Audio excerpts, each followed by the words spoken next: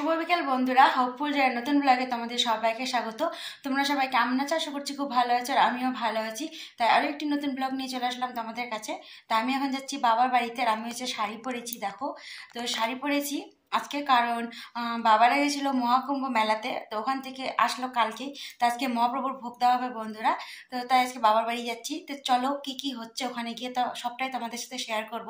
তো পুরো ভিডিওটি স্কিপ না করে দেখবে, আশা করছি খুব ভালো লাগবে। তো সঙ্গে থাকো।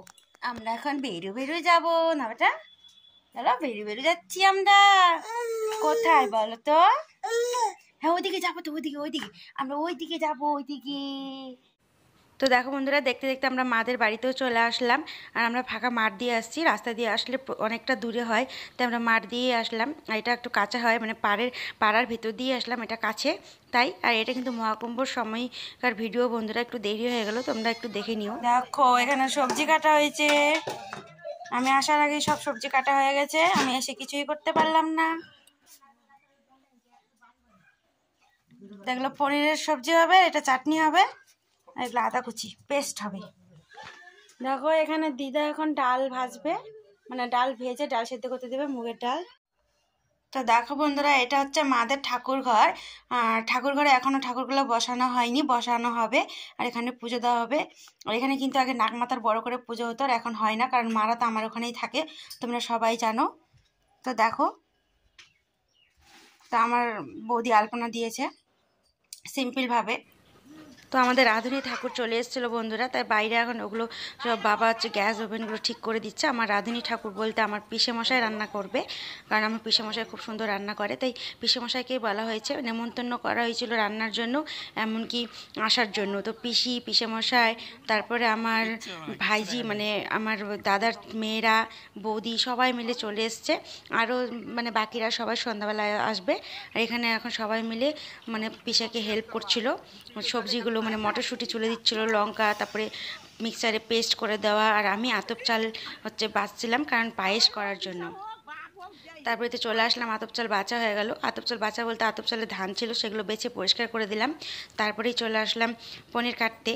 তো ওইদিকে সব রান্নার জোগাড় হচ্ছিল। তারপরে মা আর বাবাকে নাকি হচ্ছে নতুন কাপড় দিতে হয়, তারপরে হাত পা ধুয়ে বাড়িতে ঢোকাতে হয়। তো সেটা আমরা করে নিয়েছি পরে। আর বাড়ির ভেতরে মাদেরকে কাপড় দিয়ে হচ্ছে মানে বস্ত্র দিয়ে প্রণাম করছি দুই বোনে। তো মা বাবাদের বললাম যে তোমরা একটু পরো এই নতুন কাপড়গুলো, আজকে দিনটাতে সব ভালো লাগবে। তো মা বাবারা এখন পরবে, আর আমরা দুই বোন মিলে একটু মা বাবাকে পুজো করে নিলাম। আমাদের তো কি বলবো, ঠাকুর যেমন তো তেমন আমাদের মা বাবা আমাদের কাছে ঠাকুর। তারপরে কীর্তনের লোকজন চলে এসেছিলো সবাই। আর এখানে এখন কীর্তনের জন্য মানে জোগাড় করে দিচ্ছিলাম পুজোর ওখানে। মা বললো যে বাবা তুই কর, কারণ মা তো ওদিকে ব্যস্ত ছিল, তাই আমি একটু জোগাড় দিচ্ছিলাম, ফলমূল মানে বাতাসা যা যা লাগে, ঠাকুরকে পুজো দিচ্ছিল। তারপরেই হবে কীর্তন। তো সব দেখো, ভালো লাগবে।